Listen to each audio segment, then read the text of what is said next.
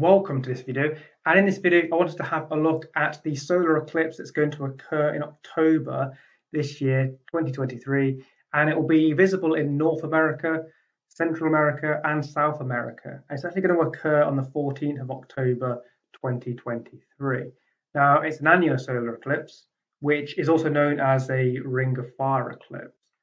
Now, what makes that different? Because there are a few different sorts of eclipses that we can have.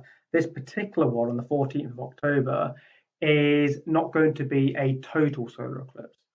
Now, what happens here is that the moon is a little bit further away.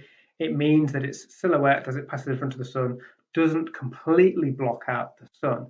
So you still have a small ring around the outside of the shadow of the moon that is still illuminated, so it doesn't completely block out the sun. So you get this kind of ring of fire, I suppose, which is why it's called the ring of fire or annular solar eclipse.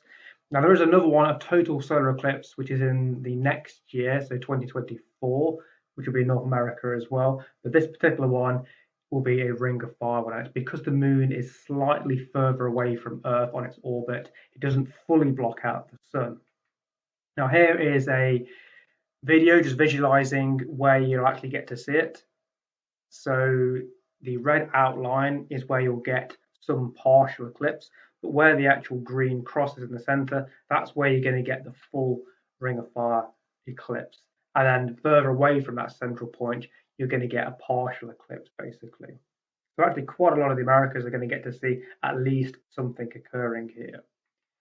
So the maximum eclipse, where you actually get to see the proper ring of fire, the annular solar eclipse, will be in that central line, and that will go across North America, down through Central America, and in the top half of South America. And if you're at any of those locations there, you're going to get to see the maximum eclipse.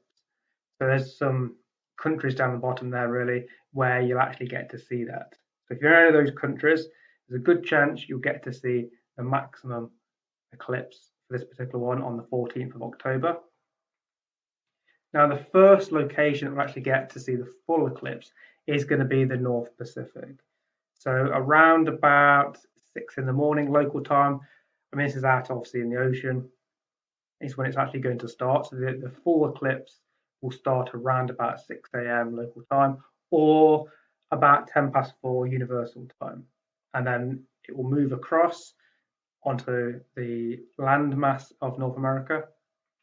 But then it will actually end. So once it's gone across all the way, it will actually finish around or just before 6 p.m. local time, which will be just over the South Atlantic. And that's about just before 8 o'clock universal time. So what does that mean? Well, the full eclipse from start to finish is actually just under 4 hours. So 3 hours, 40 minutes, the whole duration is. So some of you are going to get to see that, which is going to be quite exciting. But if you're not in that central part, then you're going to get more of a partial eclipse. So just to give you some examples here, really, if you're in Houston, in North America, you'll get to see about 85% coverage. So it won't fully eclipse the sun, not that the ring of fire eclipse does anyway, but you'll get about 85% partial eclipse, which is still pretty good. So you're just outside of that main eclipse area, really. And then if you go down to Brazil, as it's just about to leave the ocean, then you've got about 72% there. So just slightly below the full eclipse line there, you'll get about 70% of a partial eclipse. And actually, if you move further away from that line, you're going to get even less coverage over the sun. But it looks like from this map here, pretty much everyone, almost everyone in North America, bar some locations kind of in Alaska and that, where you're not going to get to see it. Same thing in South America. Everyone pretty much will get to see it, apart from the very lower end, and Central America will get to see it, also the Caribbean as well. So good chance you get to at least see something. Now, what is the best way to actually view this eclipse? You don't really want to just look up straight with your eyes. You don't want to damage them looking directly at the sun. So what's the best way to actually see this?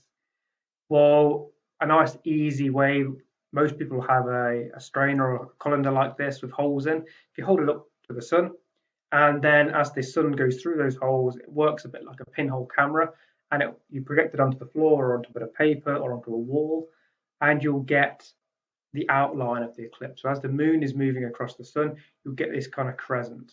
And hopefully with a ring of fire one, you get a little ring. You can also just do a pinhole camera. So if you haven't got one of those, get a bit of paper, push a pencil through, and then hold it up as well. And that will actually do the same thing. You just get one image with that and project it onto the floor, onto a wall, and you'll get the silhouette of the eclipse that way without having to actually look directly at the sun. If you've got a telescope, you can get a solar filter. So get some solar filter paper. You can make your own, or you can buy a solar filter that just goes on the end of it. And then you'll get a really good view. So you can actually zoom in a bit more, get a bigger image of that, and you can watch the moon pass over the sun, which is really great actually if you can do that. But just be careful, don't point the telescope at the sun without one of these filters on, because it will do a lot of damage because you're essentially magnifying that as well. And then finally, you can actually just buy some solar eclipse glasses, really. It's the same filter paper as you'd put on your telescope, really. It reduces the intensity of light down, and you'll get to see it that way without the telescope. So there's a few different ways you can look at it.